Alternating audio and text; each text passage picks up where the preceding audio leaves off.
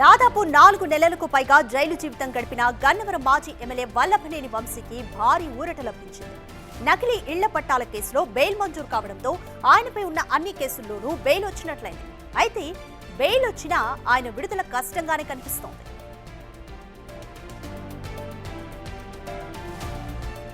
ఏడాది ఫిబ్రవరి 12వ తేదీన వంశీ హైదరాబాద్ లో అరెస్ట్ అయ్యారు. అప్పటి నుంచి ఒక కేసులో బెయిల్ వస్తే మరొక కేసు ఆయనపైన నమోదవుతూనే ఉంది.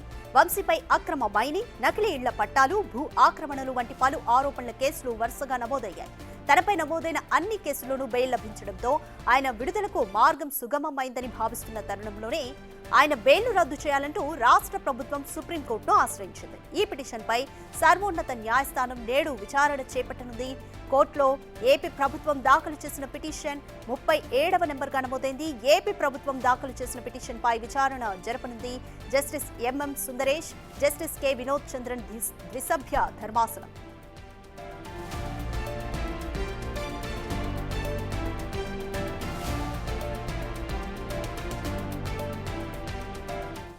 ఒకవేళ సుప్రీం ధర్మాసనం బెయిల్ను రద్దు చేస్తే మరిన్ని రోజులు మరిన్ని కేసులు వల్లభనేని వంశీ ఎదుర్కొనే అవకాశం ఉంది. దీనికి సంబంధించి మోర్ డీటెయిల్స్ మా ప్రతినిధి సాహిత్య అందిస్తారు. రైట్ సాహిత్య, ఇప్పటి వరకు 10 నుంచి 11 కేసుల వరకు నమోదయ్యాయి. వల్లభనేని వంశీపై అన్నింటిలో కూడా బెయిల్ లభించింది. మళ్ళీ ఏపీ ప్రభుత్వం సుప్రీంకోర్టులో పిటిషన్ దాఖలు చేసింది బెయిల్ రద్దుకి సంబంధించి. సో ఏపీ ప్రభుత్వం తరపున న్యాయవాదులు ఎటువంటి వాదనలతో సిద్ధంగా ఉన్నారు?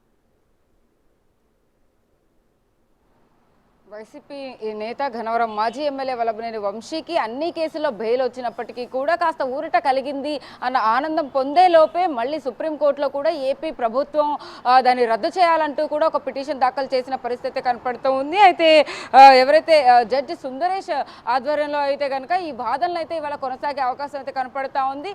ప్రస్తుతం సబ్ జైల్లో అయితే ఇంకా వల్లభనేని వంశీ ఉన్నారు. దీనికి సంబంధించిన ఏవైతే డీటెయిల్స్ అవన్నీ కూడా ఇప్పుడు మాట్లాడుతూ అంటే అక్కడ సుప్రీంకోర్టులో దీనికి సంబంధించి కూడా అక్కడ వాదనలు ముగిసిన తర్వాత అయితే కనుక ఒక క్లారిటీ వచ్చే అవకాశం అయితే కనపడుతోంది. ఇప్పటికే నకిలీ ఇళ్ల పట్టాల కేసుకు సంబంధించి కానీ, అటువైపు గన్నవరం కార్యాలయం పైన దాడికి సంబంధించిన కేసు కానీ, ఇటు ఎవరైతే అతని కిడ్నాప్ కేసుకు సంబంధించి కూడా అనేక విషయాల్లో అయితే కనుక అతని మీద అనేక కేసులు పెట్టిన నేపథ్యంలో ఒక్కొక్కటిగా అయితే బెయిల్ వస్తూ ఉంది. మధ్యలో అతనికి హెల్త్ ఇష్యూస్ కారణంగా అయితే అటు ప్రభుత్వ ఆసుపత్రికి కానీ, ఇటు ఆయుష్ ఆసుపత్రికి కానీ తరలించి అతనికి వైద్య పరీక్షలు చేస్తూ కూడా అటువైపు ఆయన శ్వాసకోశకు సంబంధించి కూడా అనేక ఇబ్బందులు పడుతున్న నేపథ్యంలో కూడా ఆయన బయటకు వచ్చినప్పుడు అనేక మంది వైసీపీ అనుచరులు కూడా తీవ్ర దిగ్భ్రాంతి అయితే గురి చేసిన పరిస్థితి కనపడుతూ ఉంది. అయితే వల్లభనేని వంశీ కుటుంబ సభ్యులు కూడా అతనికి బెయిల్ వచ్చేసింది అని ఆనందపడే లోపే ఇటు సుప్రీంకోర్టులో కూడా ఖచ్చితంగా చుక్కెదిరిందని చెప్పొచ్చు. అయితే వల్లభనేని వంశీకి సంబంధించి కూడా అక్కడ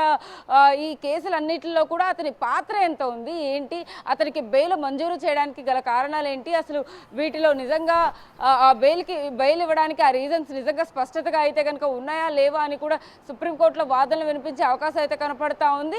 ఈ కేసులన్నిటికీ సంబంధించి కూడా వల్లభనేని వంశీ పాత్ర కీలకంగా ఉన్న నేపథ్యంలో అయితే కనుక అక్కడ వాదనలు విన్న తర్వాత అసలు జడ్జిమెంట్ ఏ విధంగా రాబోతుంది అనే అంశం పైన అయితే కనుక ఈరోజు కీలక ప్రకటన అయితే వచ్చే అవకాశం అయితే కనపడతా ఉంది. ఈ లిస్టులో అయితే కనుక 36 ప్లేస్లో వల్లభనేని వంశీ పిటిషన్ అయితే ఏపీ ప్రభుత్వం వేసిన పిటిషన్ 36వ స్థానంలో ఉంది.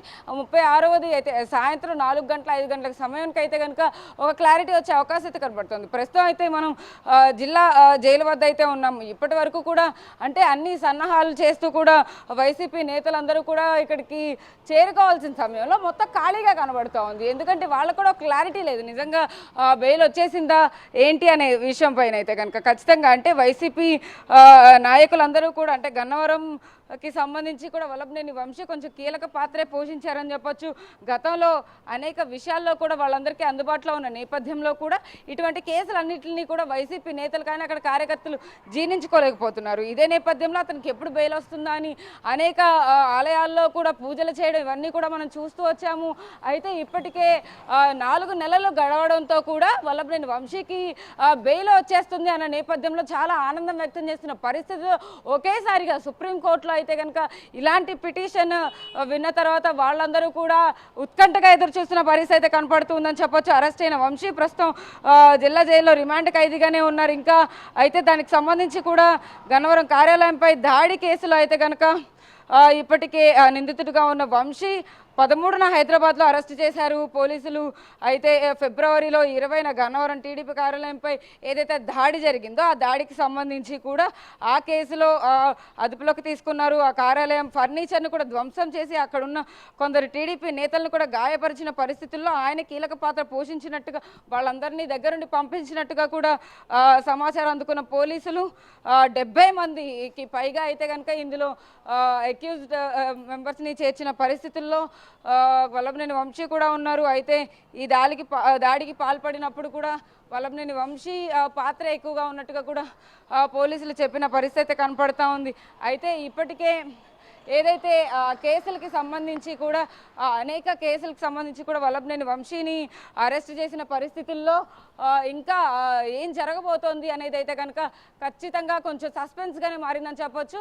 సాయంత్రం వరకు కూడా వల్లభనేని వంశీ బెయిల్కి సంబంధించి ఓ క్లారిటీ అయితే కనుక ఇంకా వచ్చే అవకాశం అయితే కనపడతా ఉంది. సుప్రీంకోర్టులో ఏదైతే జడ్జిమెంట్ పాస్ అవుతుందో దానికి సంబంధించే ఇక్కడ కూడా దానికి తగ్గట్టిన ఏర్పాట్లు అయితే జరుగుతాయని కూడా సమాచారం ఉంది. ఇప్పుడు బెయిల్ ఏదైతే వచ్చిందో దానికి షూరిటీగా అయితే కనుక ₹1,00,000 రెండు షూరిటీలు వేసినట్టుగా అర్థమవుతా ఉంది.